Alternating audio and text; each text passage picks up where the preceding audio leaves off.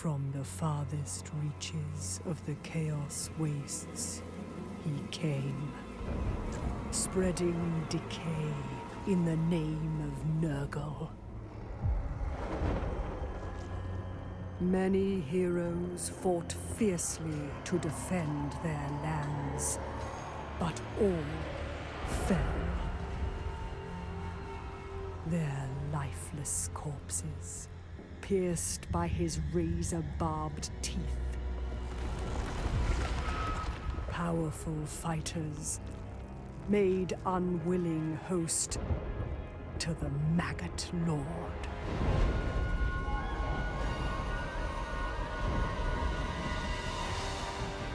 And so, Tamurkhan remains a parasite in the putrefying body of an ogre tyrant, amassing a war host the likes of which has never been witnessed. Rot will consume all.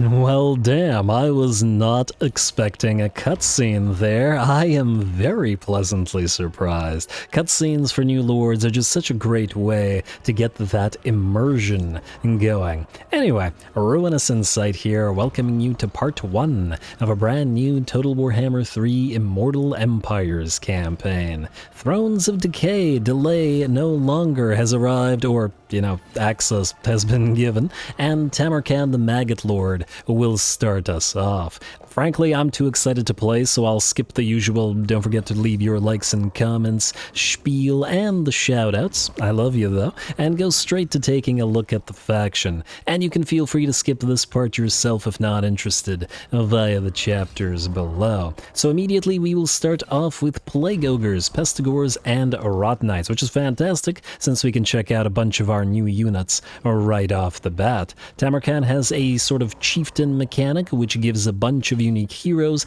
but I'll get more deeply into that when we're in the game and can actually see it. His faction also gains bonus movement range faction-wide, but in general is focused around non-demonic units, giving recruitment health for the faction and melee attack and psychology immunity in Tamurkhan's own army. Lastly, Tamurkhan himself won't go down for long if he does go down, and has a heavily defensive Nurgle's favored son ability when he's in trouble. Certainly when fighting things like Kolek and Archaon, who he does start near, he may definitely need this. Alright, that is pretty much it for settings. We're going very hard as always, and the AI stats modifier dialed up to max. All glory to the algorithm, and let's get to it.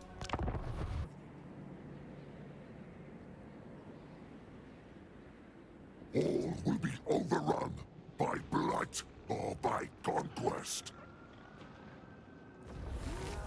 Alrighty, here we go. You gotta love starting a new lord for the first time. All those new toys to discover and to play with, made all the better by the gifts of the grandfather. Anyway, the Maggot Host and how they play. So, to put it simply, Tamurkhan has a sort of collect-em-all Pokemon sort of mechanic where he has to gather chieftains by doing various deeds, which unlocks them, and then the chieftains in turn unlock various powers, additional units that would otherwise not be available to the Nurglish faction, and then the chieftains themselves as legendary heroes for the, well, big old team. We'll discuss this and see more of it once we actually unlock the panel, which is gated behind the dominance sort of currency, because, every single faction has to have a new currency to start with. I don't mean to sound sarcastic. Oh, you do need something. But anyway, that's the way the Tamurkhan's campaign is effectively spiced up. Of course, the chieftains also each unlock a final battle, so I take it, well, a final chieftain battle, I guess, so I take it that's going to be a bunch of extra quest battles for us to fight, which will add additional flavor to it. We're going to get our first mission, which is to recruit Kazak the Befouled, which is going to be our first chieftain, and I'm going to give these little blurbs a read because I tend to do so because I love the little blurbs in the lore and whatnot. The weak bow before the strong, and the strong bow before the even mightier still. Such is the way of the ruinous powers. In case you hadn't heard, those are my favorite powers. Thus, with a display of tremendous might, the chieftains of chaos would have no choice but to swear you their allegiance. Lovely. And yes, we'll unlock Tamurkhan's chieftains panels later, and then same with the plague panel as well. Defeat the Dogan who stand against us, and even though we're right beside them, we don't know what's there, but it's the first battle, and we're pretty unlikely to lose. Now, Plains of Zanbaijin, we're going to need to immediately build a building here. I'm generally thinking we should go growth, but at the same time, we probably could get one of these buildings underway. I would like to get Chaos Warhounds with poison. They're great, they're cheap, and they're effective to chase things down, especially useful in the early game. So I think we'll do you first, and then we can build the growth at the gallows tree, or we build this here and then start. You know what? Let's wait for this until we conquer the gallows tree. Plague's unlocked. Infections cannot be spent to concoct. Oh, okay. Well, pro tip. I didn't mean to do that, but that works. So pro tip for those of you starting the Tamur-KHANT campaign: if you make a building that costs infections and then immediately cancel it, it counts as if you gain the 200 infections and thus immediately unlock your plagues. Perfection. I don't think we need to pop a plague immediately, though there is a growth buff right here, which we can certainly do. And we'll take a bigger look at the whole plague tree later on, but for now we got to jump into our first cinematic battle, try out those Rot Knights, those Plague Ogres, and those Pestigores. And I guess since Nurgle has a relatively unique summoning mechanic, we probably will want to... We'll probably want to immediately summon some stuff. It's going to be expensive, though. At least the Nurglings are cheap. You can summon 2 units of Plague Bearers, though they're pretty expensive. You know what? Let's do 4 Nurglings and 2 Plague Toads. That's basically all of our cash, but we should get some back fairly quickly. And we also have to figure out which way we go. You know what? We'll figure that out later. I want to jump into our first cinematic here. Assuming, of course, that we have no stance that buffs us during attack, and I don't believe we do. We're just gonna attack. Go. Alrighty, should be fun. The enemy's got some trolls, some marauder berserkers and marauders and whatnot, but they stand no chance, let's face it. Go.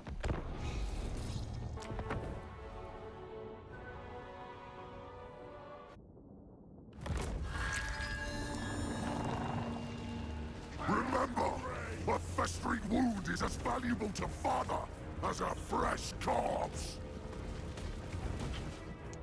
A festering wound is as valuable as a corpse? Well, that's interesting. So what, if we just wound the entire army and walk away? That's equally as favorable in Nurgle's eyes as killing everything here? Interesting. Interesting assertion. But anyway, here we go. The big boy himself, Tamurkhan the Maggot Lord, on field, looking pretty good, although this isn't actually Tamurkhan, just the host vessel body of the maggot within. But to be fair, it's his favorite body, so gotta give some credit to the former ogre tyrant. Anyway, that's Tamurkhan himself. We also got the plague ogres on field, which we will have plenty of in this army, generally speaking. Ogres don't particularly care about the mutations, and they just make them stronger, so they're perfectly fine working with chaos as they do.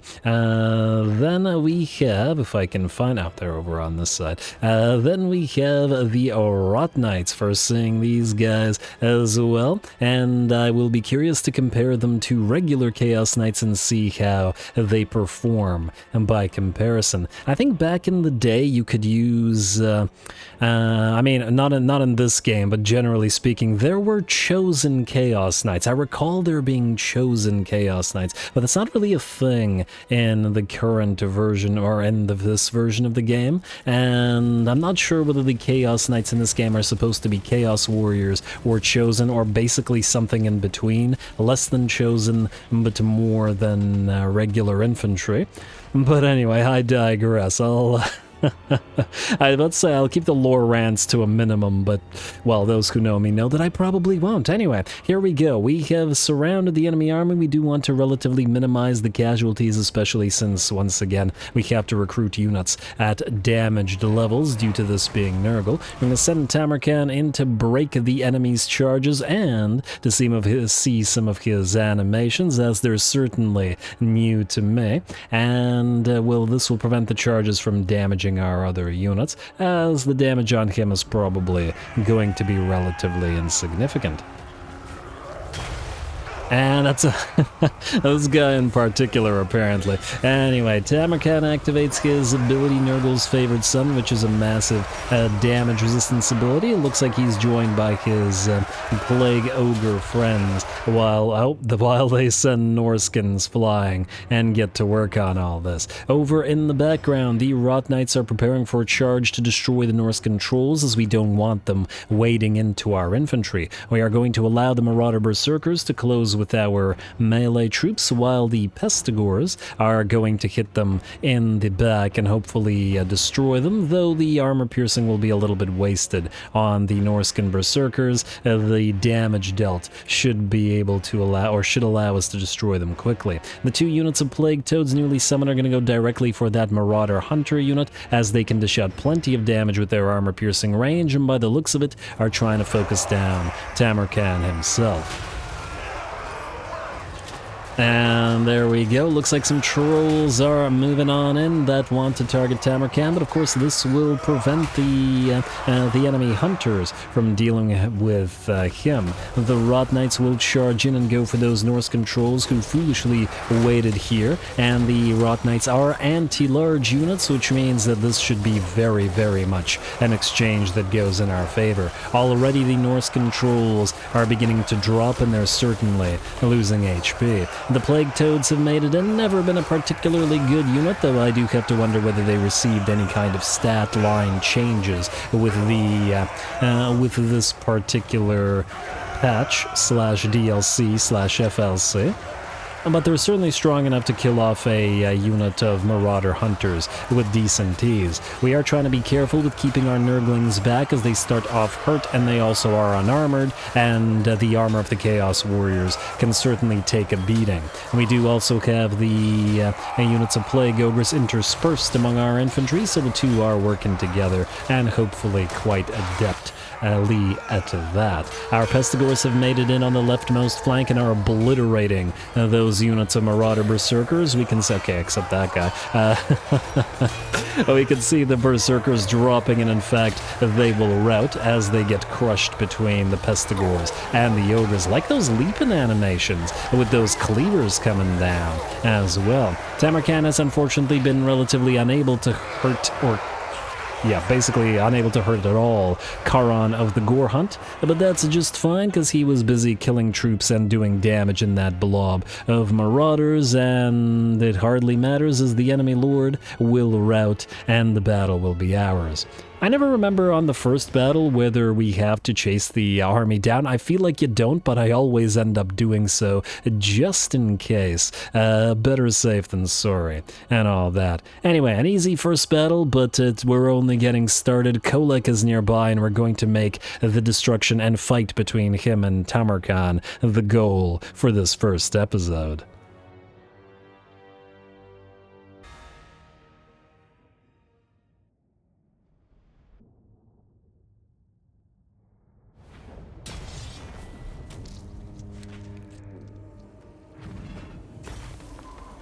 Alright, there we go. Easy little fight, minimal losses at under 10%, and at least a single level for Mr. Tamurkhan there. Now, in terms of what we have as rewards here, Devour Captives offers tribute. Devour Captives will heal up our Nurglings a little bit, but at 10%, it's really not all that much. Incubate Captives will be useful as well because of the infections early, but I think we want early money so that we can build up early stuff. And early infections infections are good too.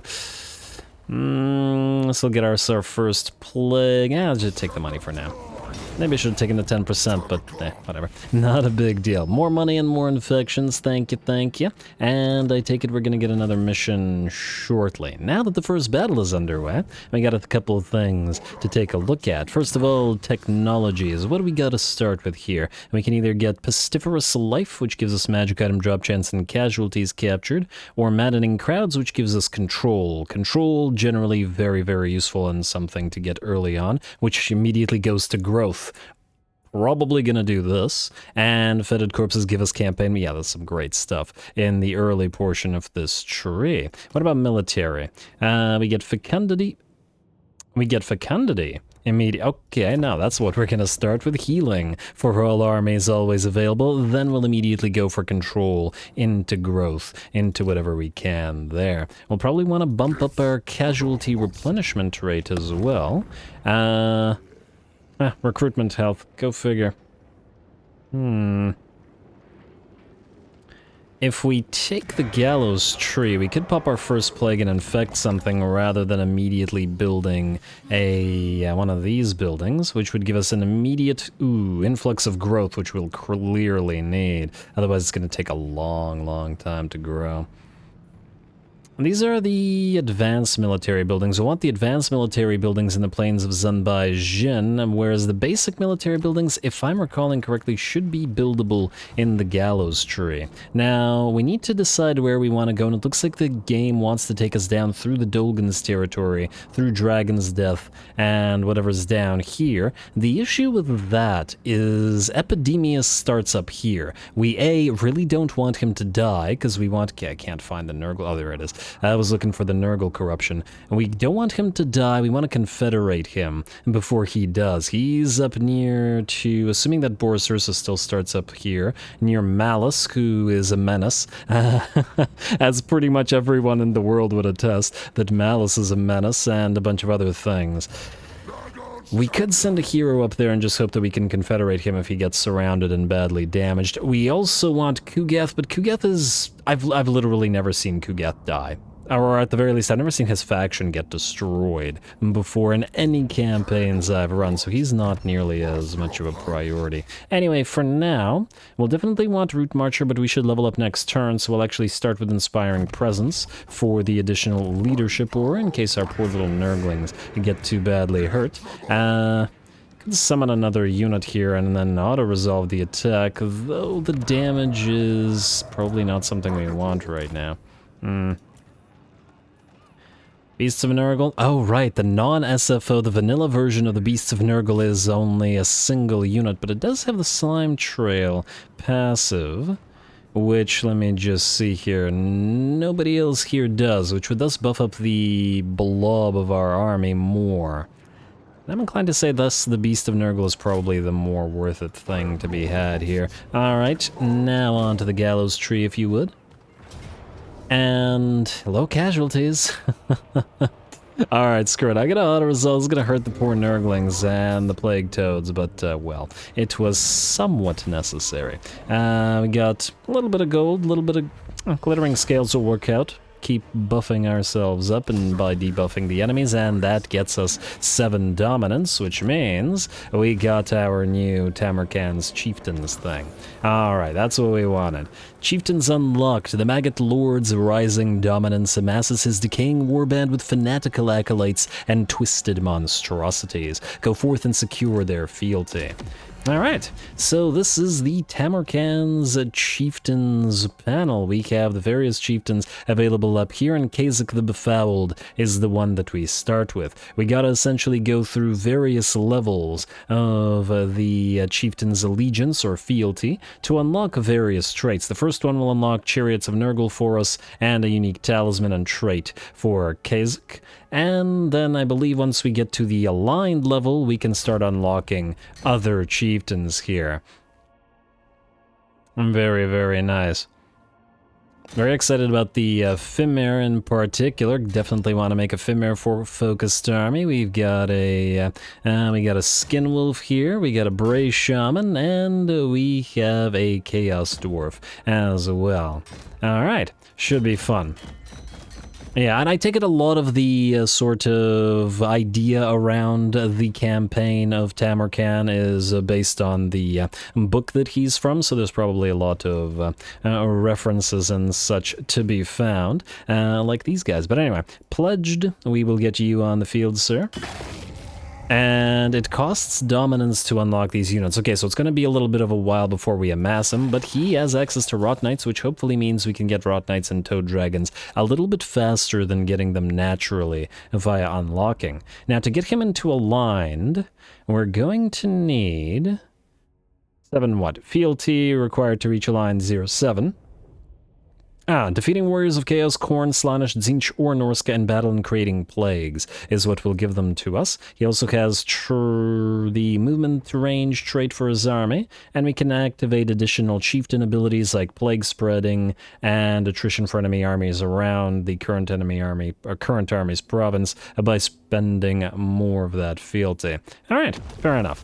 Khazak the Befell joins your cause, and once again I'll be reading the lore blurbs, so prepare yourselves. A bloodthirsty knight dedicated to the cause of rot and ruin. The Kurgan warrior Khazak the Befouled has dedicated all to the service of Nurgle, Lord of Decay. The rotting, pestilent mass that was once his flesh is untouched by pleasure or pain. Even should such feeling be possible, he could not give voice to it, for his vocal cords are no more than an open wound. Not even his soul remains to him, for it was offered to the Plague Father as a trinket long ago. Now Khazak stands as nothing but a testament to the full horrors of Nurgle's blessing. Swell. Swell indeed, and he's a legendary hero and can go into Tamurkhan's army immediately. We could also move him out here to scout, but I suppose that's probably not the most necessary thing in the world. Hey, and that gave us money as well. Fantastic. One of your chieftains has advanced to a higher level of fealty, increasing your strength and favor in the eyes of Nurgle, and the favor of Nurgle trait improves on Tamurkhan. Lovely. Speaking of Tamurkhan, you gained yourself another level, so I guess we're going into Root Marcher then. Alright, and we do want to try to unlock those Plague Ogres in decent numbers relatively quick. Once again, he wants non-demonic units, so we gotta go through that. Okay, yeah, this is Nurgle, this isn't Warriors of Chaos, so trading isn't going to be particularly useful. Looks like, ooh, he starts on a Rot Beast mount, has resilience, making him speedier, harder, better, faster, stronger, basically, all told. And Ultimate Riders, I take that the... Yeah, he's gonna buff Cav, which means Chaos Knights and, more importantly, Rot Knights here. Probably gonna stick around with Tamurkhan's army, but the other legendary heroes slash chieftains will probably allow us to build other types of armies. Hard to hit for now, good sir. Nurgle should be darn tanky. Alright, and I believe that's all we gotta do. We can summon the Plague Bearers, but there's no real need to do so right now. What do we have here?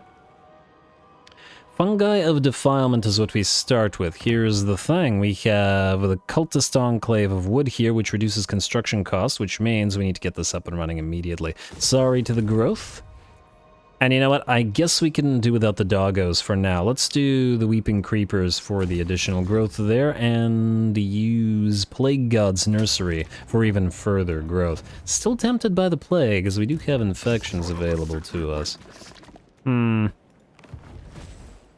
Let's do our first plague. I want the additional growth to start it up early. Plague effects on Nurgle armies and settlements. So now this plague tree has changed, and basically it gets randomized every time. And we essentially combine plagues with three of the available sorts of things. There we go. Symptoms. Select 3 to create a plague, yes. And then we can increase various things like duration and stuff by spending more of those infections. Of course, we don't have a lot of infections right now, and thus we're going to infect the settlement for growth. The settlement... What's this? Select the settlement as a plague origin location. Select this force. Okay, no. We'll select the settlement. Infect. There we go. Lovely. Hopefully that'll immediately spread to Tamurkhan, but even if it doesn't, that's fine. It's the growth that we really wanted here, to bump it up as much as possible. We do appear to have something here, the Gallows Tree, plague immunity duration, -1 turns for all future plagues, and chance of plague spreading increase for all future plagues. Not the worst thing, especially for the plagues that will grow our empire. Otherwise, we're good to go to end the turn, so let's proceed. And head to that floating mountain ASAP. And then see about fighting Kolak. Although I'm once again tempted to try to get to Epidemius as fast as possible. If we can't send the hero down his way easily enough, and I think we have a lot of heroes available to us now, don't we? Because we have cultists, exalted heroes. Plagues are my heralds, and the worthy have heard my call. Hey, that did go to him. Perfect. Very, very nice. And that gave us additional casualty or punishment rate and the booster for these guys. HP, I mean. And the Plains of Zanbaijin got it. Beautiful. Amass the Horde. Recruit a unit from Tamurkhan's chieftain panel. As chieftains swear their fealty, their followers too may bow before you, offering to cut a bloody path through your enemies. Swell your army with their blades and amass a horde of legend. Okie dokie. So the chieftain panel... you have to recruit units from here. Cannot recruit unit. Replenish through your thing. So to do this, we'll need 2 dominance. Huh. Interestingly enough, wait. A moment here. Tamurkhan's chieftains. Creating plagues increases the fealty. We are at 1 out of 7. Okay, that does work. Okay, just had to make sure. And then we'll get the dominance by winning battles. Fair enough.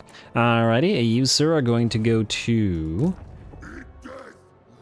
can he actually reach this in 2 turns is the question. No, I see the little blue arrow right there, which means he can't, which means we'll want to stay in our own territory and heal up more. Oh, this doesn't actually increase our healing. No stances appear to increase our healing, unfortunately, but we're still gonna move. Right to the edge of this, and I guess we can either summon these guys right now or wait to increase the money that we get. Either way, we gotta build the cultist camp here. That doesn't change. And I think we could probably summon them next turn. Nah, you know what, summon them now. Oh, there is no them, there is only one. Alright, summon... Alright, fine, summon them both next turn, end turn. We gotta go to Floating Mountain, and I guess we'll probably have to actually fight there. Most likely as these guys will be... Oh, I could have just gone to March Stance to save a turn. Eh. Not the big deal. The host will be strengthened once they kneel before me. And fecundity is now available. Well, that'll certainly help. And you're healing a lot more now. Lovely. Oh, does the plague not actually... We'll see next time it activates. Does it actually activate the first turn that it is acquired, or does it have to go to the next turn? Fecundity swell. Increase the the Befouled's fealty to aligned. Every act of savage violence gladdens the heart of Nurgle's faithful. Should you deign to slaughter their enemies on your bloody path of conquest, the chieftains of filth and sickness will soon worship at your feet. Alright, Plague Bearers. In you go. And we're running out of money, so we can't do that too much longer. You are going to go into raiding stance, or wait. Are you going to still heal this way? Yes, so you can go to Floating Mountain next turn then. Take that. Ooh, I wonder if the marble will also decrease our construction costs, because that would be just lovely. Alright, and we don't need to build anything here. The growth is still going, so if the fact that we've wasted a little bit of our money doesn't matter. This stuff can all be ignored in favor of the growth and the control, so maddening crowds into carcinogenic plays. Let's also take a look at diplomacy. Clan Ferric is nearby, which we could align with, and for those of you who watch my previous and still ongoing Archaon campaign, which has been pretty epic and very much blessed by Nurgle, as I mentioned before, I believe. The Skaven do combine fairly well with the Nurgle stuff, especially if you're using all the Plague Claws and stuff. So there's certainly an option for allying with Ferric. Though the Chaos Dwarves ain't gonna be happy, but oh, you're gonna move around us, you little... Alright, fair enough. You can't take Plains of Zanbaijin though, so what are you gonna do out there? Nothing, that's what. Tamurkhan, hit the Floating Mountain, please. And this is gonna hurt us again, but this is also not worth it. You know what, let's just speed through this. I'm just gonna do this one manually at max speed, because let's face it, this is barely a garrison. And we gotta head to a proper fight like Kolek or whatever is nearby. We should also check the campaign objectives, which we'll do shortly, but I'm 99% sure that they'll have to do with killing off Elspeth and Nuln, so yeah. Alright, so you guys are not gonna bother Vanguard deploying... Actually, I lied. You guys can do this. And this. The slower elements of our army can approach the enemy. We'll send the Rot Knights to sort of annoy the Marauder horses, but they can't really catch them, I imagine. 75 speed versus 90 speed, yeah, that's unlikely. Alright, so we'll do this. And the ogres, you can advance. We can... Actually, you guys are a little bit more fragile, so we'll put you behind the Chaos Warriors because they have the heavier armor there. Rot Knights will annoy, Plague Toads will annoy, Tamurkhan you can lead from this side, and Kazak, who we should take a look at, but we'll take a look at him when we do a proper battle. Alright, like this. And we'll also have to separate the army shortly. Anyway, you can be Group 1 and advance this way, you guys can go this way, we're gonna speed it up to max, you guys can be Group 2. And wait. Alright, and the Plague Toads are going to be too slow to attack, but they're not going to be too slow to chase the enemy down. Get into range, or at least approach range. Speed it back up. Enemy will probably react shortly to what we're doing here. But that'll be just fine. And... good. Alright, speed it back up to normal speed, and go, go, go. Rot Knights attack, Plague Toads rather, get around them. You guys go for this. And speed it back up once again.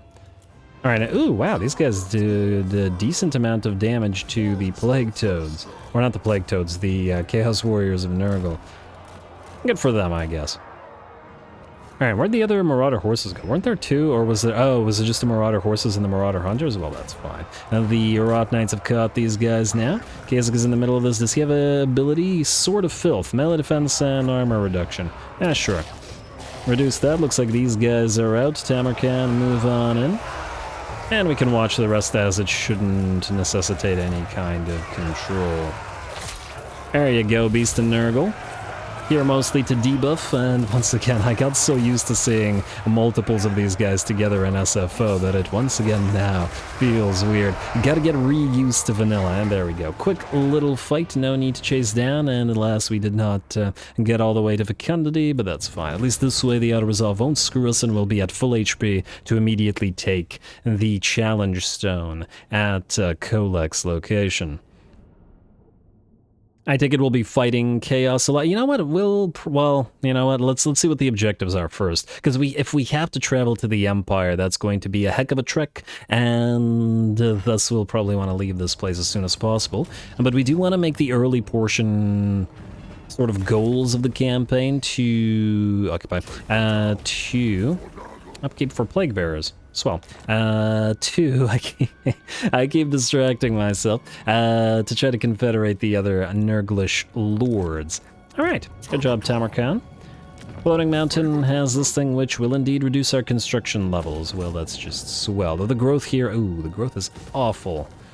Well, we could get the growth by capturing Dragon's Death. I feel like we still build the Cultist camp regardless. And hey, these guys are going to be at full HP. You're going to be an issue. And we're probably going to have to build a Chaos Lord here. Or a Herald. Or something. Herald will at least give us the ability to... let's see what we have here. Strong, Fermenter, Plagueist. Melee defense and weapon strength for various types of plague bearers. That's not so bad. And we have the Chaos Sorcerer Lords as well. So I take it War Shrines, Demons, and General. Oh, right, what I was saying before I got distracted by all this is we have 4 heroes available to us now, which is swell. Alright. I believe we're looking good. Could be a little bit of a control issue due to the rating over there, but whatever. Alright, and are you going to go for Gallows Tree, or are you going to go for Plains of Zinbai Jin? Let's find out.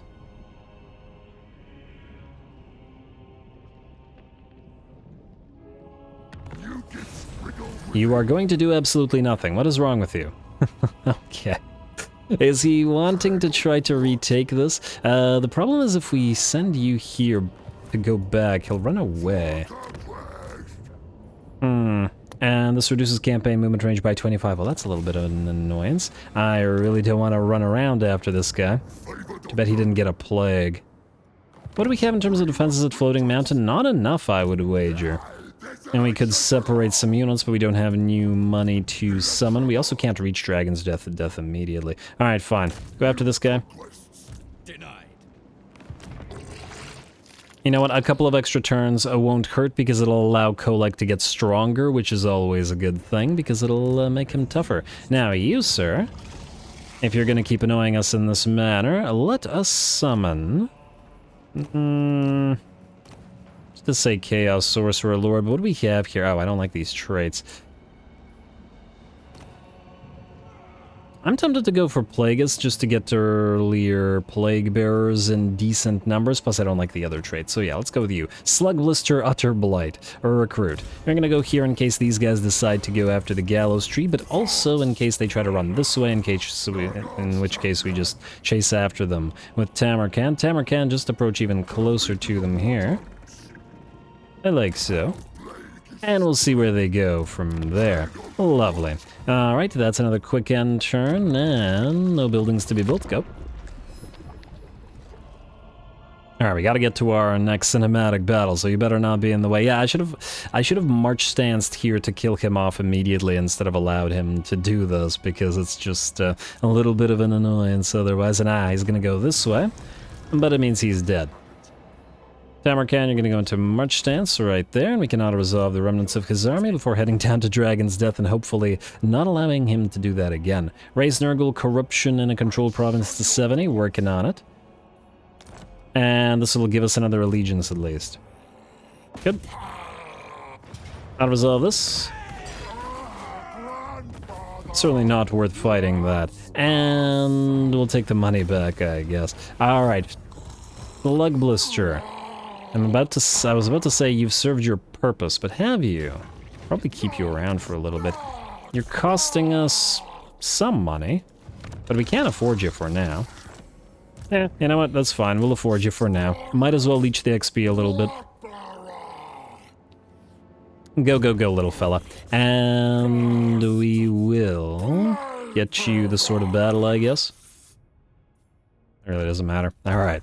Alright, skip. Ooh, hello, what do we have here? Chieftain options available. 3 out of 7 now. We can get one of these chariots, and I think we should because it'll unlock a quest. So we'll do +1 of those, and I take it they cost money to recruit now. They're free to recruit, but they have upkeep, which means we'll recruit them as soon as we're down at Dragon's Death. End turn. And southward. Yeah, there was an extra 2 turns that are gone because of that darn Norskin. Not that it matters.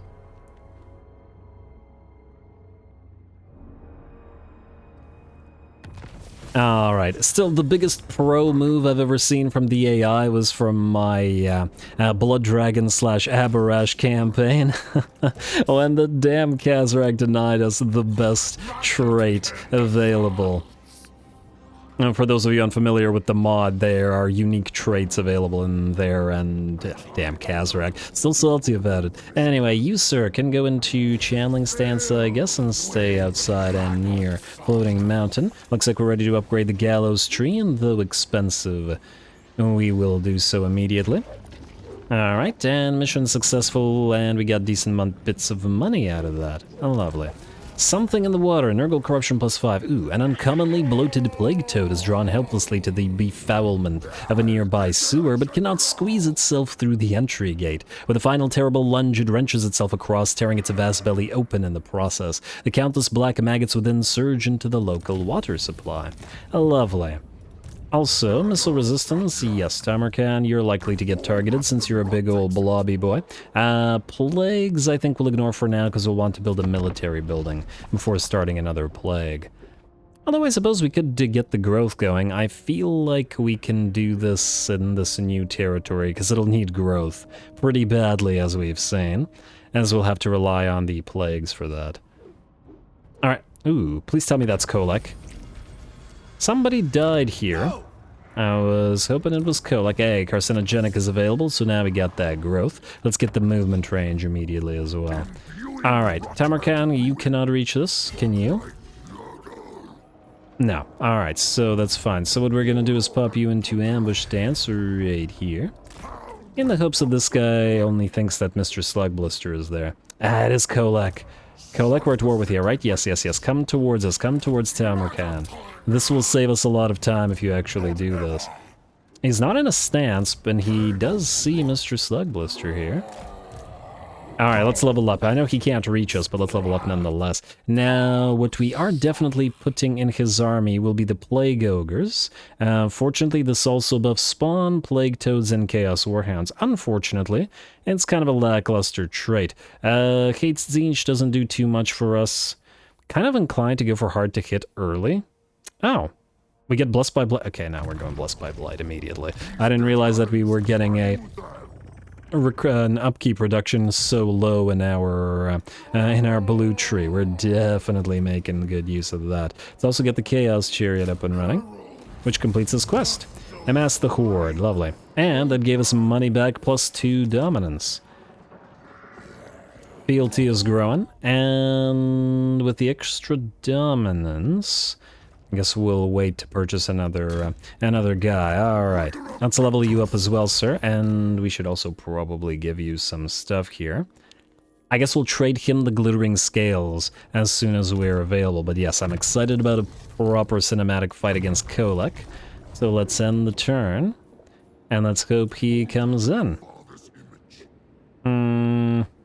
You know what, let's get another plague going at the Floating Mountain, though.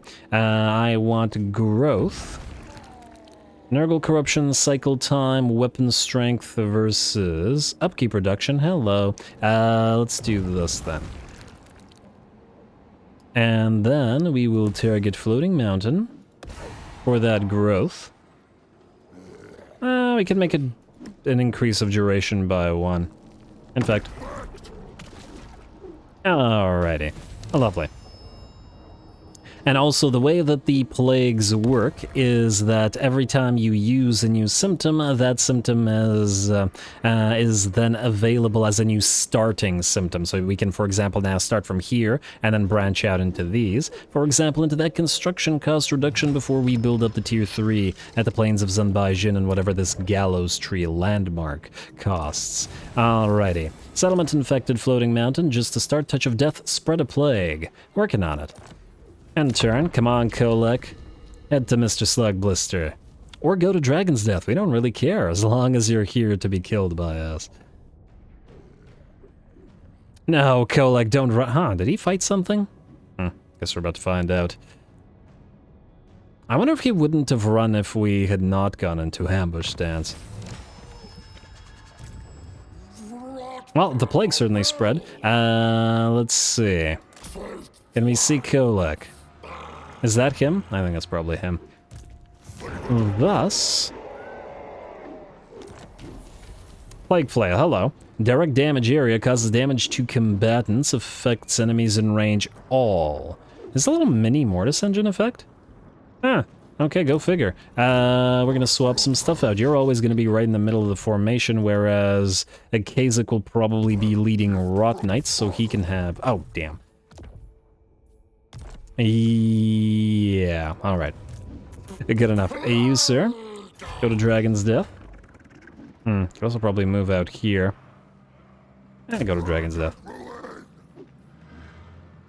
Wow, that guy went over there. Interesting. We're gonna auto-resolve this, and maybe with the... Okay, that did basically no damage to us. Occupy. You keep on leeching XP, though. And there they are. Ooh, we've got the garrison, we got an extra lord, we can certainly force a battle outside the settlement. Should be a fun time. Tamurkhan, just in case, get bussed by Blight. There we go, more money. And we don't need to recruit anything or summon anything, but we will want to build a military building here, so as soon as we have 200 plagues once more, we will do so. But for now, build growth, and we can delete it later, if needed. 75 growth? Alright, it's working now. Alright, skip, skip, skip, and turn, Kolak. Are you on the way, my friend?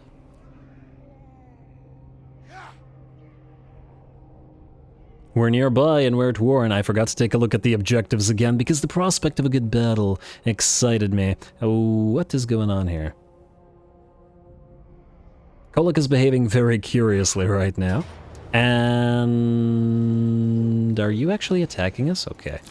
Oh, I think this was his last settlement, so that's what's happening. Get the incubate captives and additional infections. Beyond your comprehension. Kolak's not dead. By the looks of it, sign a non-aggression pact. Yeah, okay. We will, just not right now. Faction destroyed Dolgan. Great Icon of Despair area leadership hex if we recruit 13 new units. Alright, well, we'll work on that, but for now, we get other things to do. Tamurkhan. Go. Oh, there's Kolak. I take it we can't reach him immediately, but that's just fine. We can hit the challenge stone while Kolak is outside it. I feel slightly bad.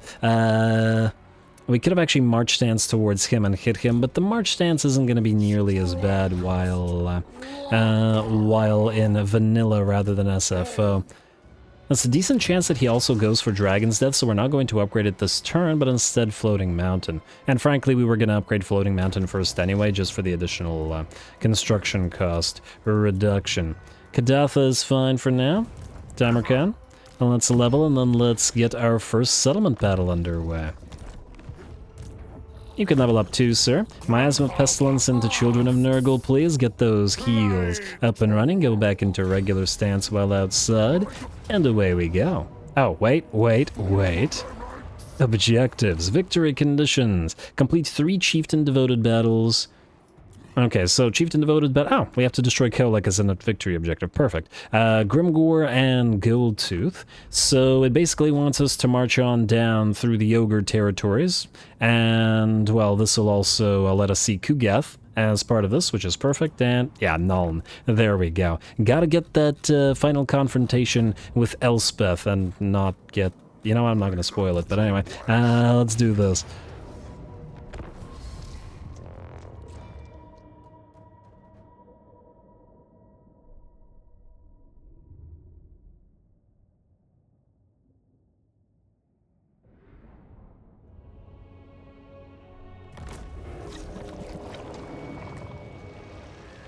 You are tools of my ascension, so fight well, for if I fall, I will drag you down too.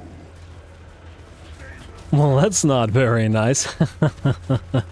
If I fall, I will drag you down too. Alright. Well, good luck to you, sir. Anyway, here we go. We've had a little bit of a pause between major fights in this particular first episode, but now we've arrived at a proper battle and our first siege. To that, Kazakh the Befouled will lead the Rot Knights forth into attacking the enemy gatehouse and surging into the enemy settlement. Generally speaking, the Death Star formation going through a gate like this is pretty darn effective for Nurglite forces, as they can keep their heals up in an area, especially once you have a Fleshy Abundance and you have War Shrines of Nurgle up and running. For now, we don't have access to any of those things, however, but we will still go through the gate, all in essentially one blob. We have peeled away our 2 units of Plague Toads as well as our Chaos Chariots of Nurgle, who are going to go through this gate, together with the Herald of Nurgle, which has just arrived on the field to hopefully get around the enemy, flank them,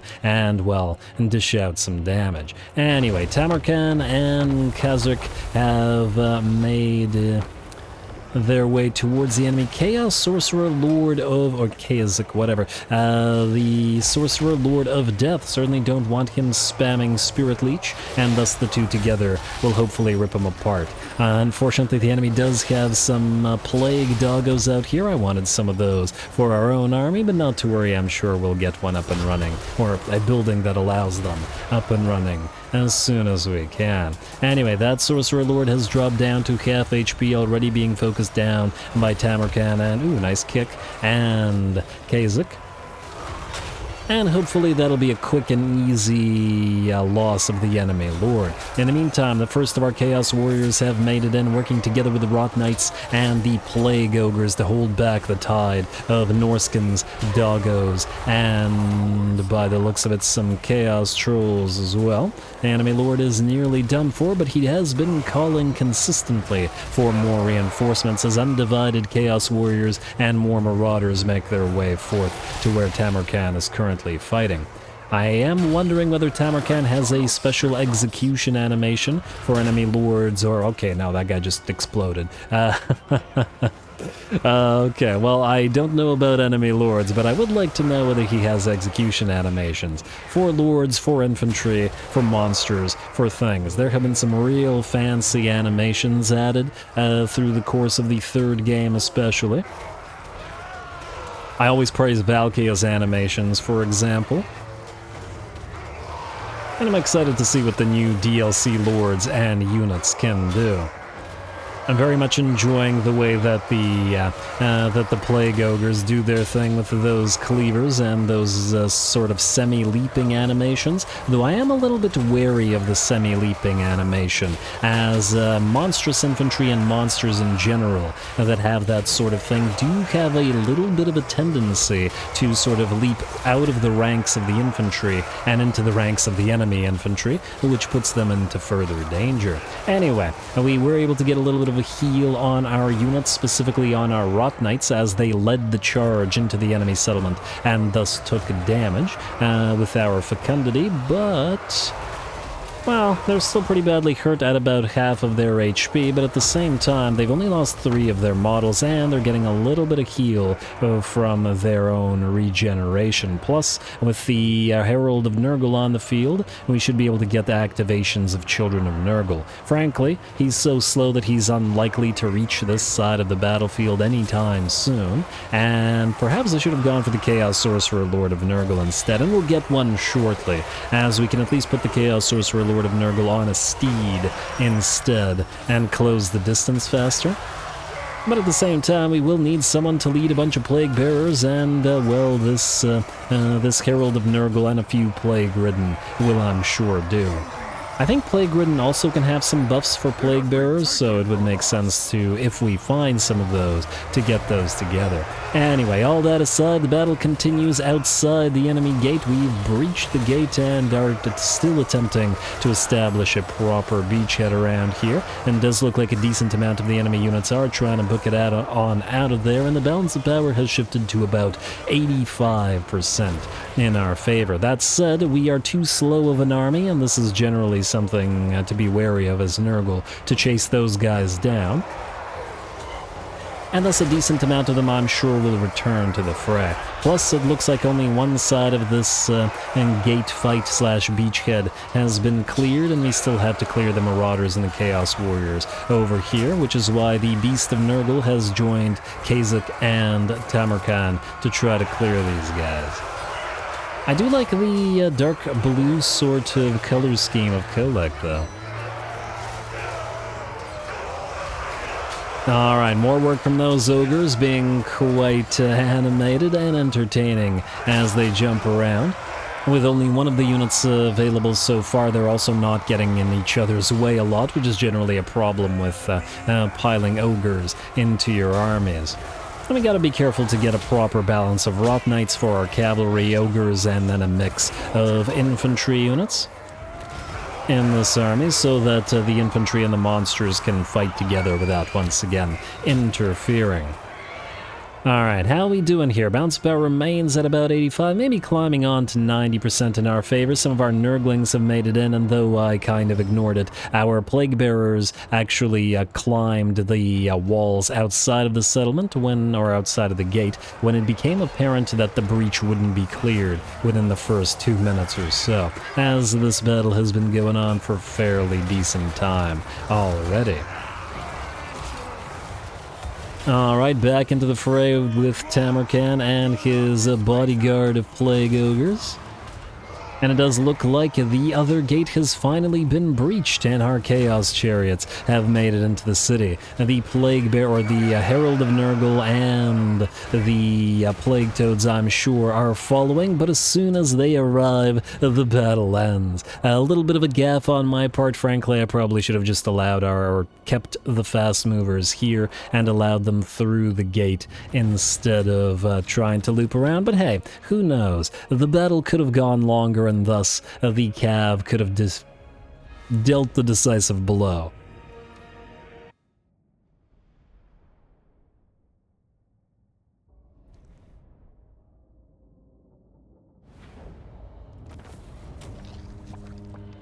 Oh wow, 3.3k for that, not too bad at all, and a lovely little battle. Hopefully there was no desync over the siege, as this is a different version of the game from previous. I really am banking on those desyncs that happen in the sieges to be fixed, as they're quite annoying. But anyway, 218 kills and 22k damage on these Plague Ogres. We're gonna need some good names for those Plague Ogres. Rot Knights coming in second with 152 and 16.5k damage, just slightly edging out Tamurkhan with 16k damage at the very least. We also got plenty of work out of the Chaos Warriors of Nurgle, not surprising since we're facing off against enemy Chaos Warriors and thus have access to plenty of armor who we need to pierce with our great weapons. Anyway, we're going to occupy the place like so. And what is this short campaign? Oh, it was one of the goals, yes. Destroy the Heralds of the Tempest. Now, have they taken something else is the question. Yeah. No. 0 territories, which means, due to the AI's programming, it will attack the Challenge Stone. I guess the question is, will it besiege the Challenge Stone or not?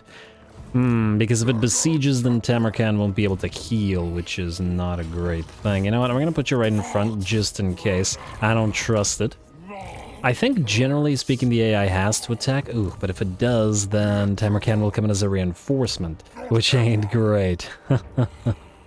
I suppose it doesn't really matter all that much. We'll find out, I guess. And what do we have here? Contagion aligned for Khazak the Befouled, Swell, more movement speed. Favorite of Nurgle, Champion of Zenbai Jin, gives us another 10% ward save due to the increased fealty. And ooh, that pops him into aligned. That's just swell. All hail Tamurkhan the Maggot Lord, fated son of the great Kurgan, Champion of Zenbai Jin. And the next level of the trait, hello, army ability Pandemicum for Tamurkhan's army. A bombardment ability. Well, that's swell as well. And more ward save, can't say no to that. And yeah, as we just saw, that got improved, and new chieftains available are now as well. Fealty increased, which we'll take a look at in a second. Alright, billion announcements, I know, but you get a deal. And what is this?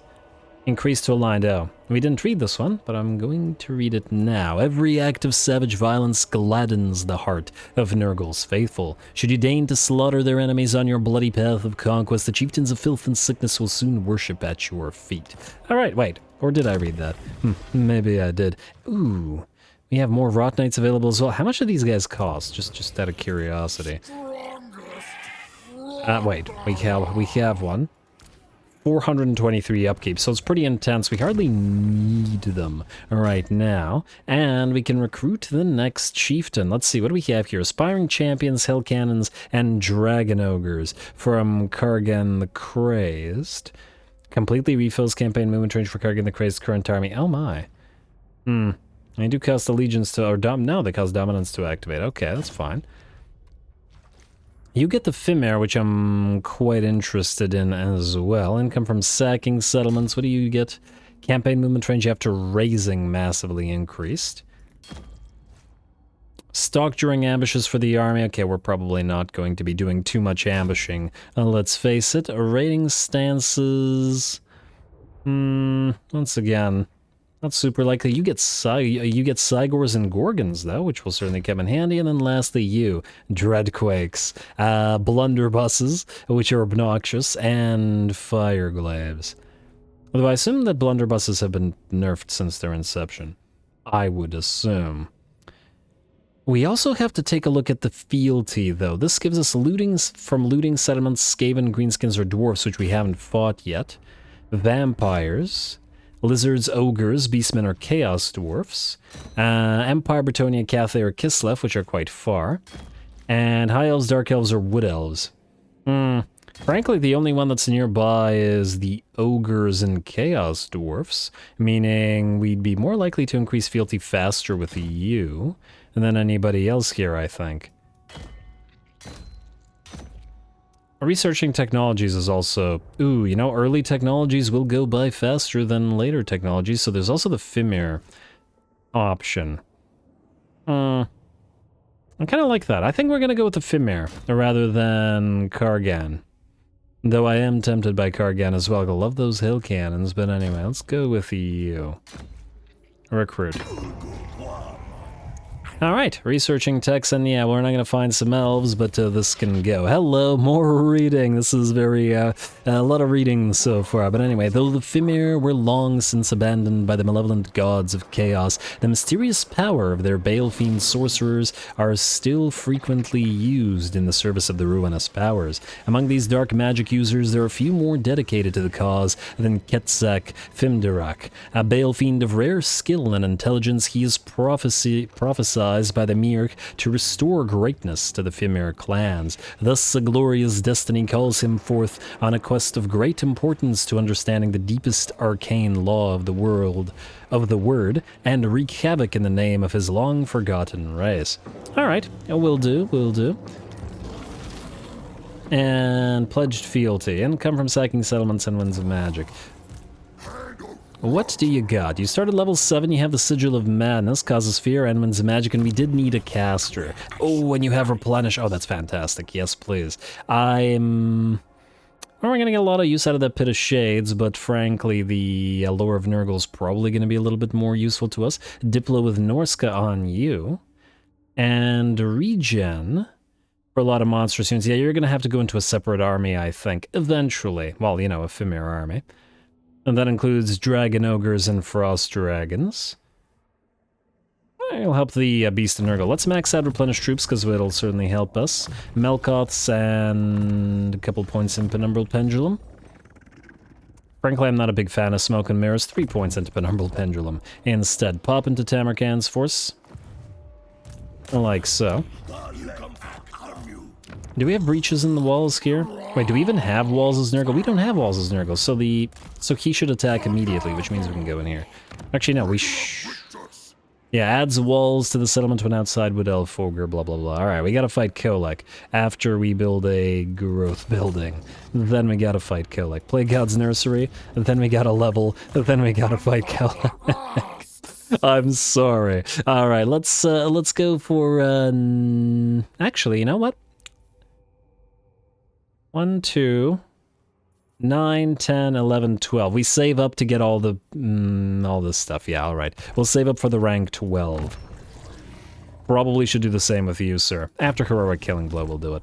Alright, and I guess you can level 4. I do like Curse of the Leper, and I do like Stream of Corruption, but we have a basic form of Stream of Corruption available already, so we're going to start with Curse of the Leper. You can sort of just stand there. Alright, that all looks good to me, and I'm going to now finally, at last, end the turn. Kolek, come on in, sir. The water's fine.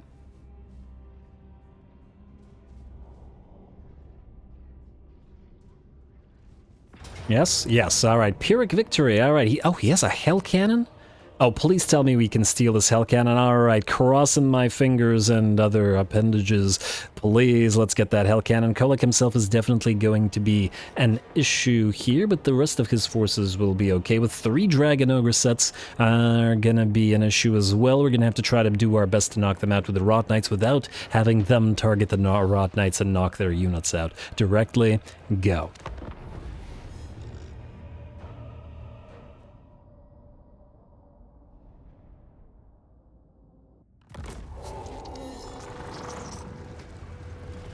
Nurgle's chosen leads you, acolytes. Prove to the Flylord the greatness of this host.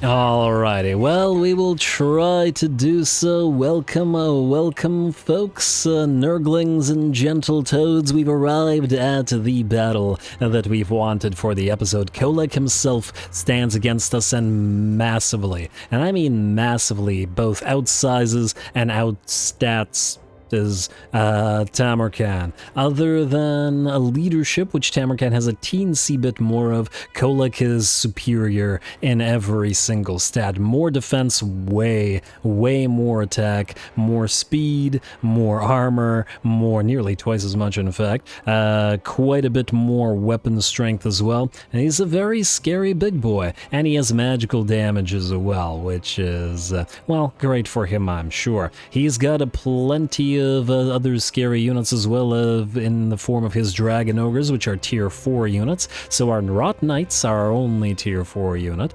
certainly have their work cut out for them. In fact, all of our other units, I think every single one of our other units are tier 2, and Kholek has 3 Dragon Ogres, so that's gonna be an issue. Anyway, we've set this army up in such a way that we've essentially surrounded the enemy force. 4 of our Vanguard deployed Nurglings behind the enemy army that will hope to distract the enemies to allow the Pestigors that were Vanguard deployed with them to charge for that Hell Cannon. The mainline infantry will move forward towards Kholek. A few other units, the Plague Bearers and other Nurglings from the garrison, will just move around to distract enemies as best they can, while the Rot Knights, led by Khazak the Befouled and the Chaos Chariots of Nurgle, are going to hit the enemy in the flank. Specifically, we hope to send Khazak to go after one of the Dragon Ogres and then use the Rot Knights anti-large to kill them off while they're busy trying to go after the heroes. Certainly don't want them killing off the Rot Knights themselves or the Plague Toads, but with all their anti-large, they're definitely going to be in danger of doing as such. There we go, lock them in place, Khazak, very nice, and poison them and allow the Rot Knights to close. Get that anti-large working for us. In the meantime, we've moved Tamurkhan in to block 2 units of enemy marauders, allowing our Chaos Chariots of Nurgle to close in and dish out damage. It looks like, unfortunately, some of our Nurglings have begun to melt away. I was hoping that they would only fight the Chaos Warhounds, which they were starting to do damage to, but unfortunately Dragon Ogres moved in and just ripped the poor Nurglings apart, together with those dogs. Oh well, and not the biggest of deals, Nurglings will always be sacrificable units. Kholek has moved into the rightmost flank where the Plague Bearers and Beasts of Nurgle together with our Plague Ogres currently stand, but we are distracted in a few places. Time to activate our bombardment ability. First time seeing this thing from Tamurkhan, when we'll see how effective this is. Alrighty, and oh, the little Nurglings falling from the sky. Fantastic. Absolutely fantastic. Oh, poor Nurglings. I love you so. But anyway, there we go. Looks like a pretty big old bombardment, absolutely obliterating these 2 units of Marauders. They weren't really a threat, but at the same time, the enemy here is, let's say, not blobbed up in such a way that it was conducive to dropping that bombardment anywhere else. What we do have is an enemy in a line, and thus that Penumbral Pendulum that we spent points on with our Fimir caster will go right through that enemy blob. Very nice. Kholek is still fighting together with his Dragon Ogres in Chaos Spawn, and these guys are holding, but starting to take damage. The Plague Bearers are down to half HP, and it looks our Fimir is now being focused by Kholek and dropping real quick. So we gotta send Tamurkhan to reinforce. The enemy Dragon Ogres together with the Halberdier Chaos Warriors are still holding, tons of anti-large locked in one spot, and fighting our own large units in the form of the Rot Knights and Plague Toads, but hopefully with us surrounding the enemy unit and getting periodic rear charges in with the chariots, and we'll be able to knock these guys down. A second unit of our Plague Toads has been heavily damaged by our Dragon Ogre friends here, and unfortunately they stand no chance against them, so we're going to peel them away and hopefully distract this unit of Dragon Ogres long enough to simply not contribute to the battle. We've managed to knock out the crew of the enemy Hell Cannon, though the model itself remains alive as we wanted it, and hopefully we can steal it. I'm not sure it's physically possible because technically we don't have access to the unit, but we also sort of do, so who knows, we'll see. Anyway, Kolek given chase to us. Unfortunately, he's heavily damaged the Beast of Nurgle, and the Beast of Nurgle will simply melt away. I think it had like 500 or so HP remaining, and just melted. Oh well, Tamurkhan, however, has finally found Kolek, and not a moment too soon, as Ketsak is very badly damaged. And this will be an interesting contest. Tamurkhan and Kolek are both covering around 90% HP, but as we've seen on paper, Kolek is the much stronger lord in a one-on-one, at least while Tamurkhan doesn't have his signature Toad Dragon. And I do wonder how the two would compare to each other if both at level 50 and maxed out in both their items and their stats. Enemy Sorcerer of Slaanesh continues to drop lashes of Slaanesh down upon our army, while the two big boys begin or continue their duel. Nurgle's favored son activates to give the melee defense and damage resistance buff, which I'm sure will keep Tamurkhan alive against Kolek for now.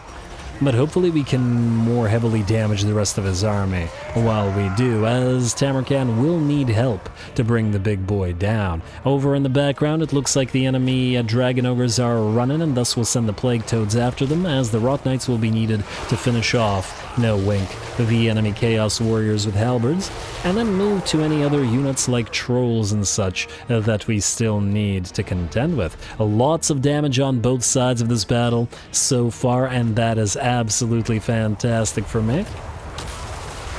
Gotta love it when you actually get difficult battles in the early portion of the campaign, as oftentimes it feels a little bit too easy in the earlier portions. So a great job to Kolek, a respect for fighting hard here. And he continues fighting hard. By the looks of it, the two have roughly the same HP on them at 3.2k. That we do have our Herald of Nurgle moving in to help, casting a Curse of the Leper on Tamurkhan. Probably not going to do all that much, though it's a little bit of extra armor. And on top of that, should activate Children of Nurgle for a teensy bit of healing. It looks like it didn't matter, however, as Kolek is exhausted and will finally shatter together with the rest of his army. I think, odd as it may sound, we got to give the MVP to one of our units of Plague Toads, the one that got heavily damaged but led away this unit of Dragon Ogres. It spent the entire time chasing the Plague Toads around like this on this path. They went around all like that, but it was a tier 4 highly elite, highly highly threatening unit that the enemy had that never applied itself to the battle for the cost of a mere Plague Toad, which once again isn't really a great unit, so definitely worth it. Kolek's gonna run off field, and so is the rest of, well, quite a lot of his army, as we're too slow to catch the monsters, and we'll see what that does for us. It certainly could be dangerous, as they are Warriors of Chaos and could theoretically get more units back up and running. Let's see if they do.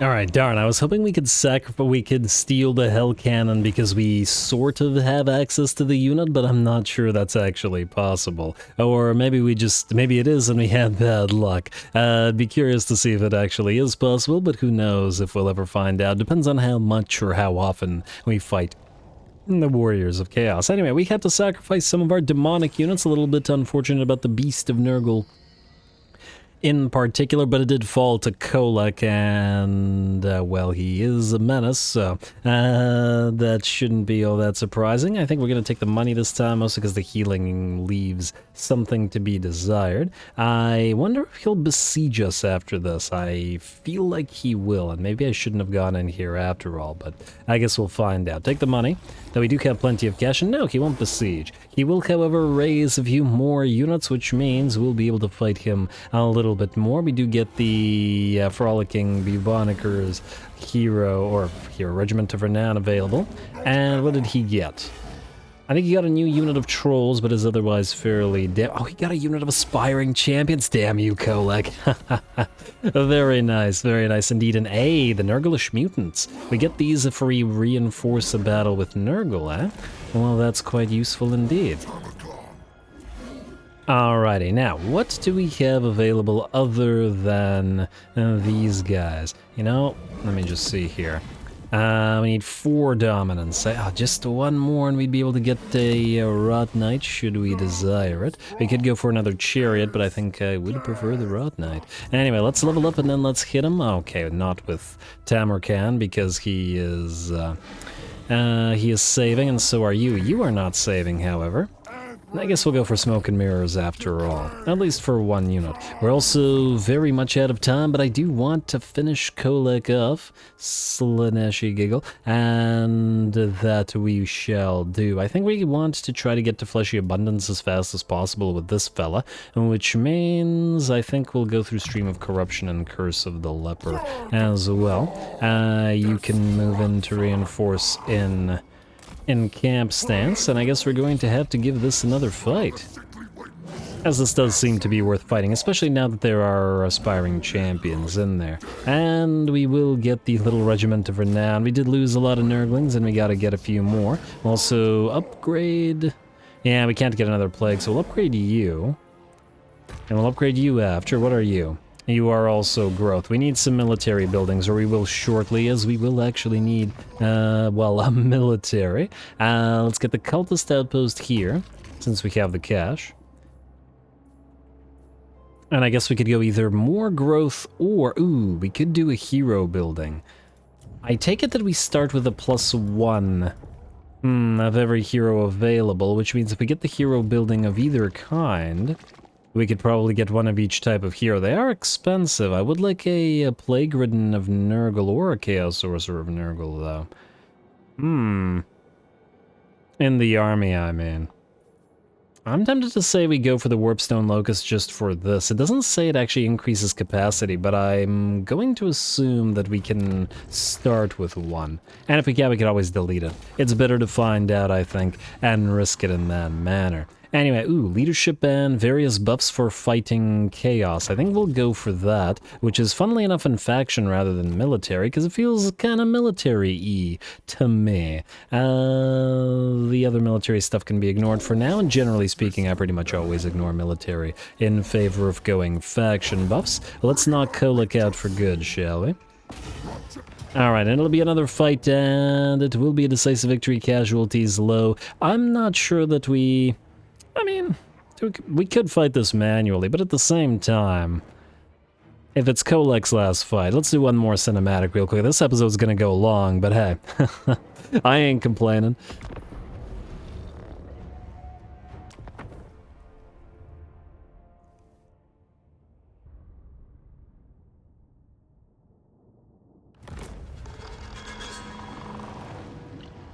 Remember, a festering wound is as valuable to father as a fresh corpse. Alrighty, here we go. Kolek's last fight. He certainly gave us a heck of a contest, a last battle, but alas, it will not be enough. Also, loving this map once again. It's a very atmospheric one and to fight on, and the maps around the Chaos Wastes are generally very nice looking all around. I'm once again hoping that they, the devs employ the battle maps from the Realm of Chaos a little bit more in Immortal Empires, because they're wasted not being used when there's such great maps with so much stuff going on. Anyway, we had to wait a little bit for our reinforcements to arrive, and with the garrison having healed up, we can send them into the fray without taking too much damage, which will leave us more or less alive to continue fighting after. The Nurglings and the 3 extra units of Plague Bearers will take the lead, and then we'll move on in right after they do. Alright, come on now. And away you go. The doggos will charge the poor little Nurglings, which will ball themselves up and move forth. But of course, even the Nurglings are a threat to the doggos, which are very much, let's say, just as fragile. Actually, they're way more fragile than Nurglings when Nurglings have heals and buffs available. but for now these are just sacrificial. Anyway, Kolek will move in to help out, leading a pile of Chaos Trolls in, but Kolek is very badly hurt, and now that he's distracted and his charge is wasted, we're gonna send Tamurkhan in to deal with him, the Plague Ogres to obliterate all of these Chaos Warhounds, and the rest of our units have moved in on the flanks as well. Plague Toads can easily kill off the rest of the enemy Plague Dogs, while the Rot Knights and Kha'Zix, just like in the previous battle against Kolek, will go after the Dragon Ogres here. And this is that full HP Dragon Ogre unit which was distracted last time around, or last battle. Kolek is facing off against Tamurkhan once more, but now Kolek is down to 10% of his HP, and Tamurkhan is up at 60%. A couple more hits will probably bring the big boy down and give the battle to us. Alrighty, and down drops the Mountain God, a great festering corpse to offer to the Grandfather. Looks like the Plague Toads have surrounded the formerly full HP Dragon Ogres over on the right flank, and between them and the hammer of the Rot Knights as well as Kha'Zix to lead them, the enemy Dragon Ogres will collapse. The Aspiring Champions are still fighting, but we sent 4 units of Nurglings forth, and I think 2 or 3 of them are distracting said Aspiring Champions. On top of that, the enemy Wizard has been wasting his spells on the garrison units, which is why we kept them and the regular units from our main army separate. All those lashes of Slaanesh that did decent damage to us in the first battle against Kolek, failing to do anything here. And there we go. With that, the enemy Aspiring Champions will rout, and so will the rest of the enemy army. I don't know whether we need to chase them down to destroy them, but we're gonna try, just in case. Bid farewell to Kolek, but his territory is ours, and he is merely the first stepping stone on Tamurkhan's ascension.